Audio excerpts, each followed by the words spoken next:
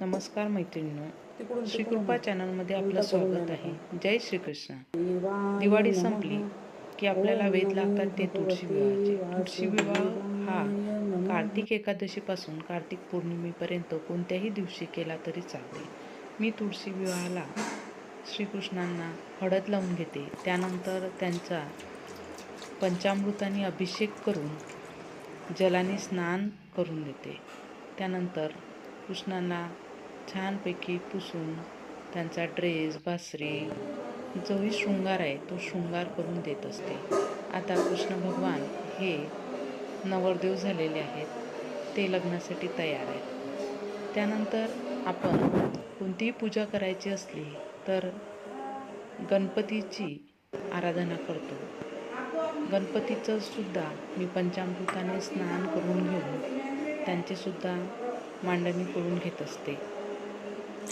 त्यानंतर जलाने स्नान करून घेते आणि पूजेसाठी आपली तयारी झालेली आहे.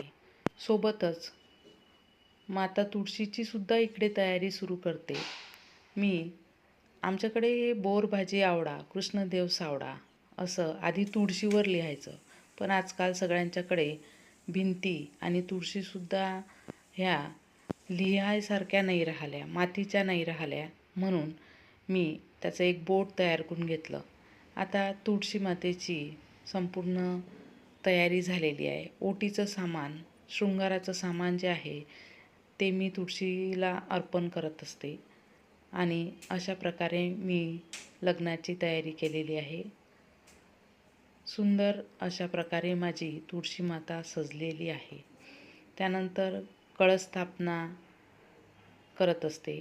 जोपर्यंत लग्नाची वेळ येत नाही तोपर्यंत कृष्णदेवाचं तोंड हे तुळशी मातेच्या विरुद्ध साईडने ठेवतात.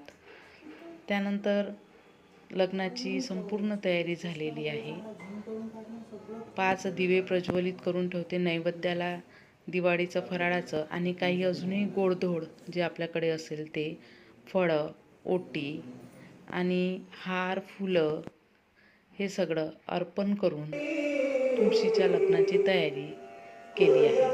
मंगलाष्टक म्हणण्यासाठी आमच्याकडे छोटे बालगोपाल होतेच, त्यांनी हा अंतरपाठ धरला आणि आपण मंगलाष्टक करतो. तशा प्रकारे मंगलाष्टक म्हणून आमच्याकडे तुळशी विवाह हा मोठ्या आनंदाने साजरा झाला. जय श्रीकृष्ण.